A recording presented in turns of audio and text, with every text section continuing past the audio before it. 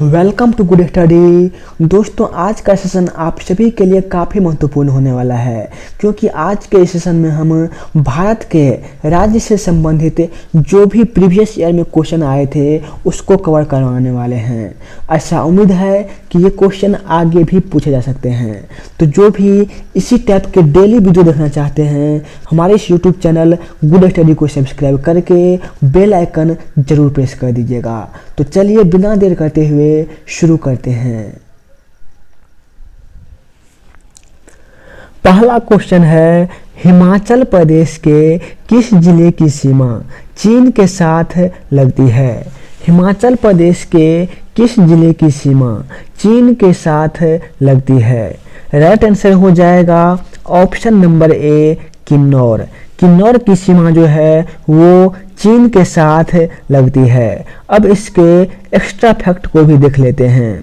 देवताओं की भूमि के नाम से विख्यात किन्नौर हिमाचल प्रदेश में शिमला के ऊपर भारत चीन सीमा से लगा हुआ जिला है।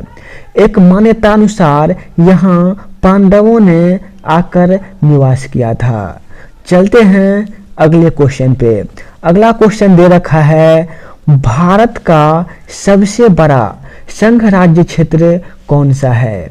भारत का सबसे बड़ा संघ राज्य क्षेत्र कौन सा है? राइट आंसर हो जाएगा अंडमान और निकोबार द्वीप समूह। ये जो अंडमान और निकोबार द्वीप समूह है ये भारत का सबसे बड़ा संघ राज्य क्षेत्र है। अब इसके एक्स्ट्रा फैक्ट को देख लेते हैं। तो यहाँ पर यही दे रखा है कि क्षेत्रफल की दृष्टि से भारत का सबसे बड़ा संघ राज्य क्षेत्र अंडमान और निकोबार द्वीप समूह है। अगला क्वेश्चन देख लेते हैं, राज्यों के किस समूह के साथ नागालैंड की साझी सीमाएं हैं? राज्यों के किस समूह के साथ नागालैंड की साझी सीमाएं हैं? तो नागालैंड जो है, नागालैंड के ऊपर कौन सा है? ऊपर है अरुणाचल प्रदेश। नागालैंड के नीचे क्या है? मणिपुर है। और नागालैंड के लेफ्ट साइड में क्या है? तो लेफ्ट साइड में असम है। तो ये किस ऑप्शन में दे रखा है? अरुणाचल प्रदेश, असम और मणिपुर। ये ऑप्शन नंबर बी जो है इसका राइट आंसर हो जाएगा। चलते हैं अगले क्वेश्चन पे।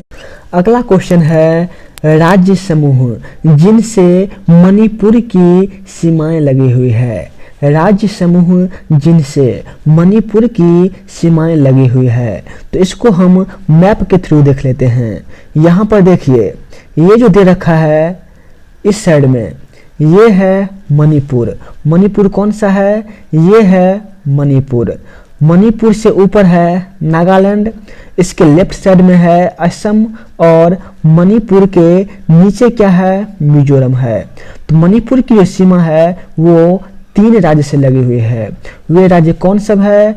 एक है नागालैंड, एक है असम और एक है मिजोरम। तो चलते हैं अगले क्वेश्चन पे। अगला क्वेश्चन दे रखा है, निम्नलिखित में से वह राज्य कौन सा है जिसकी सीमा म्यांमार से नहीं लगती है? निम्नलिखित में से वह राज्य कौन सा है जिसकी सीमा म्यांमार से नहीं लगती है? तो राइट आंसर हो जाएगा ऑप्शन नंबर ए, असम।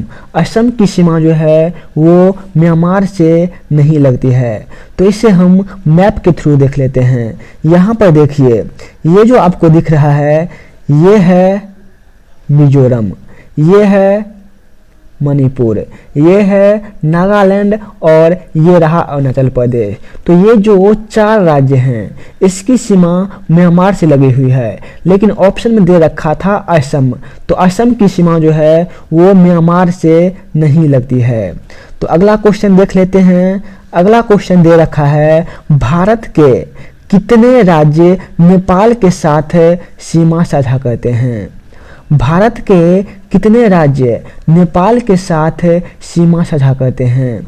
तो राइट आंसर हो जाएगा ऑप्शन नंबर डी, 5। 5 राज्य हैं जो नेपाल के साथ सीमा साझा करते हैं। तो इसे अब मैप के थ्रू देख लेते हैं। तो यहाँ पर देखिए, ये रहा उत्तराखंड, इसकी सीमा नेपाल से लगती है। ये रहा उत्तर प्रदेश, इसकी सीमा भी नेपाल से लगती है।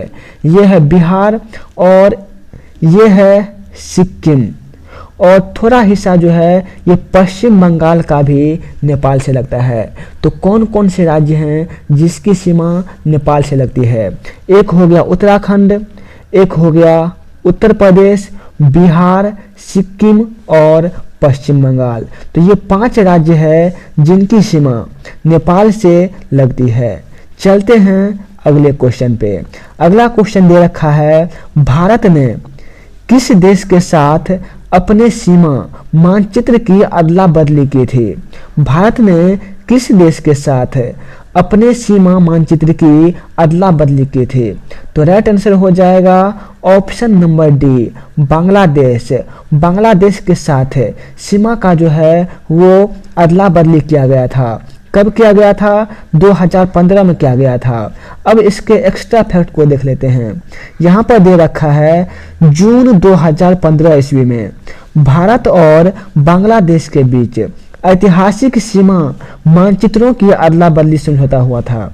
समझौते के तहत भारत द्वारा भारत में स्थित 111 क्षेत्र को बांग्लादेश को तथा बांग्लादेश के द्वारा बांग्लादेश में स्थित 51 क्षेत्र को भारत को सौंप दिया गया था। निम्नलिखित में से कौन सा जोड़ा सही नहीं है? यहाँ पे देहरादून दे रखा है उत्तर प्रदेश। तो देहरादून क्या है? देहरादून जो है ये उत्तराखंड की राजधानी है, तो ये तो गलत हो जाएगा।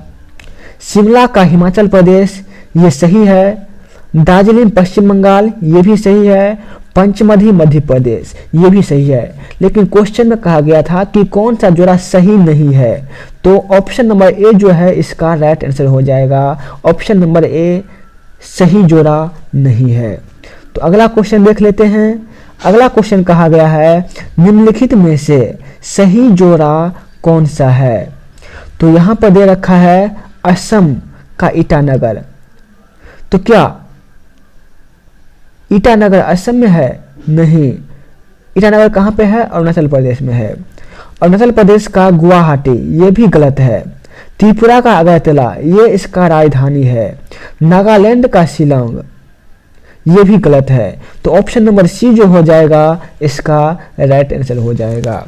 चलते हैं अगले क्वेश्चन पे। अगला क्वेश्चन दे रखा है, निम्नलिखित में से कौन सा मिलान सही नहीं है? तो यहाँ पे कह रहा है कि कौन सा मिलान जो है वो सही नहीं है। दार्जिलिंग का पश्चिम बंगाल, ये सही है। माउंट आबू राजस्थान, ये भी सही है। कोइडकनाल तमिलनाडु, ये भी सही है। शिमला उत्तर प्रदेश, ये गलत हो जाएगा। यहाँ पर यही कह रहा है कि कौन सा मिलान सही नहीं है, तो ऑप्शन नंबर डी जो है इसका राइट आंसर हो जाएगा। शिमला होगा कहाँ पर? हिमाचल प्रदेश से। अगला क्वेश्चन देख लेते हैं। अगला क्वेश्चन दे रखा है, राज्य और उसकी राजधानी का सही जोड़ा बताइए।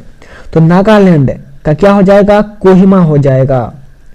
झारखंड का रांची, ये सही है। उत्तरांचल का नैनीताल, ये गलत है। छत्तीसगढ़ का बिलासपुर, ये भी गलत है। तो झारखंड का रांची जो है ये इसकी राजधानी है। नागालैंड का कहाँ पर है? नागालैंड का है कोहिमा। उत्तरांचल क्या है? तो उत्तरांचल हो गया उत्तराखंड, तो उत्तराखंड का हो जाएगा देहरादून। छत्तीसगढ़ का हो जाएगा रायपुर। तो option number B right answer हो जाएगा। अगला क्वेश्चन देख लेते हैं। भारत में 9 तटीय राज्य हैं, किंतु आधे से अधिक समुद्री नमक जो है वो गुजरात के तट पर बनाया जाता है। इसका क्या कारण है? तो इसका राइट आंसर हो जाएगा ऑप्शन नंबर बी, कम वर्षा और अपेक्षित आर्द्रता समुद्री जल के वाष्पन द्वारा नमक के उत्पादन के लिए आदर्श है। तो इसी कारण से क्या होता है कि गुजरात जो है वहाँ पर नमक जो है ज़्यादा मात्रा में बनाए जाते हैं। अगला क्वेश्चन देख लेते हैं। अगला क्वेश्चन दे रखा है, निम्नलिखित में से किस शहर को भारत का 0 मील केंद्र के नाम से जाना जाता है? निम्नलिखित में से किस शहर को भारत का शून्य मील केंद्र के नाम से जाना जाता है? राइट आंसर हो जाएगा option number C, Nagpur. Nagpur को शून्य मील केंद्र के नाम से जाना जाता है। चलते हैं अगले क्वेश्चन पे, और ये जो नागपुर है वो महाराष्ट्र में स्थित है। अगला क्वेश्चन दे रखा है, निम्नलिखित में से किस राज्य की भूमि भारत के पूर्वी और पश्चिमी तट पर स्थित है? किस राज्य की भूमि भारत के पूर्वी और पश्चिमी तट पर स्थित है? तो यहाँ पर राइट आंसर हो जाएगा पांडिचेरी। तो पांडिचेरी जो है इनके 4 जिला है, एक है पांडिचेरी और कराईकल। पांडिचेरी और कराईकल जो है वो है तमिलनाडु के पास में। यनम जो है वो है आंध्र प्रदेश के पास में, और माहे जो है वो है केरल के पास में। तो चलते हैं अगले क्वेश्चन पे। अगला क्वेश्चन देख लेते हैं, क्षेत्रफल की दृष्टि से भारत का सबसे बड़ा राज्य कौन सा है? क्षेत्रफल की दृष्टि से भारत का सबसे बड़ा राज्य कौन सा है? राइट आंसर हो जाएगा option number C, Rajasthan. Rajasthan सबसे बड़ा राज्य है क्षेत्रफल की दृष्टि से, और इसका क्षेत्रफल कितना है? 3,42,000 वर्ग किलोमीटर लगभग, इससे थोड़ा ज़्यादा है। और मध्य प्रदेश का कितना है? मध्य प्रदेश का है 3,08,000, और महाराष्ट्र इसका कितना है? 3,07,000। तो इसका राइट आंसर हो जाएगा क्वेश्चन का ऑप्शन नंबर सी, राजस्थान। तो अगला क्वेश्चन देख लेते हैं। अगला क्वेश्चन दे रखा है, भारत के किस राज्य का क्षेत्रफल सबसे अधिक है? तो option number D, Rajasthan right answer हो जाएगा। अगला क्वेश्चन देख लेते हैं। अगला क्वेश्चन है, भारत के किस राज्य के पास सबसे लंबी समुद्री तट है? भारत के किस राज्य के पास सबसे लंबी समुद्री तट है? तो राइट आंसर हो जाएगा गुजरात। गुजरात के पास सबसे लंबी समुद्री तट है, और गुजरात के बाद दूसरा स्थान किसका आता है? आंध्र प्रदेश का आता है। तो इसके एक्स्ट्रा फैक्ट को भी देख लेते हैं। भारत के गुजरात राज्य की समुद्र तटीय सीमा सर्वाधिक लंबी है। इसकी तटीय सीमा कितनी है? 1214.70 किलोमीटर। इसके बाद क्रमशः आंध्र प्रदेश 973.70 किलोमीटर, तमिलनाडु 906.90 किलोमीटर तथा महाराष्ट्र 652.60 किलोमीटर का स्थान है। अगला क्वेश्चन है, किस भारतीय राज्य की तट रेखा सबसे लंबी है? तो तट रेखा किसका सबसे लंबा है? तो यहाँ पर गुजरात नहीं दे रखा है, तो राइट आंसर हो जाएगा option number A, Andhra Pradesh. अगला क्वेश्चन देख लेते हैं। अगला क्वेश्चन दे रखा है, भारत में निम्नलिखित में से किस राज्य की सबसे लंबी तट रेखा है?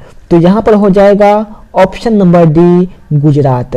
अगला क्वेश्चन देख लेते हैं, भारत की तट रेखा कितनी है? यहाँ पे कुल की बात हो रही है, तो कुल जो है वो है 7516। कितना है?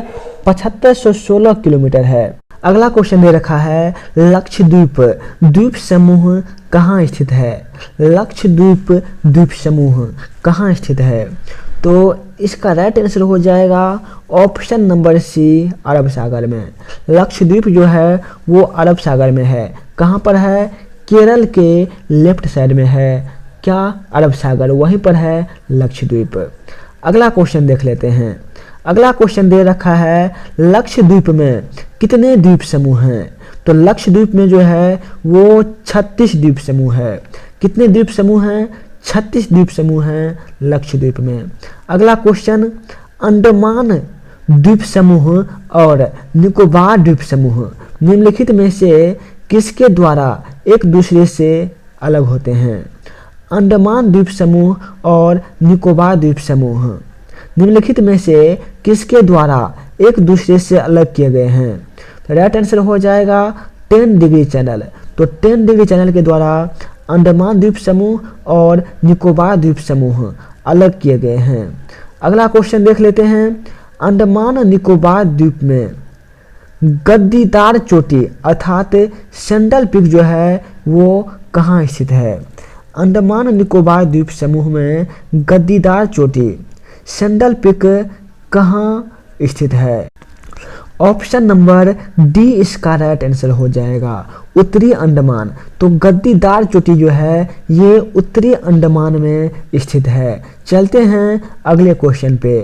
पश्चिम बंगाल की सीमाएं कितने देश के साथ लगती है? राइट आंसर हो जाएगा 3 देश।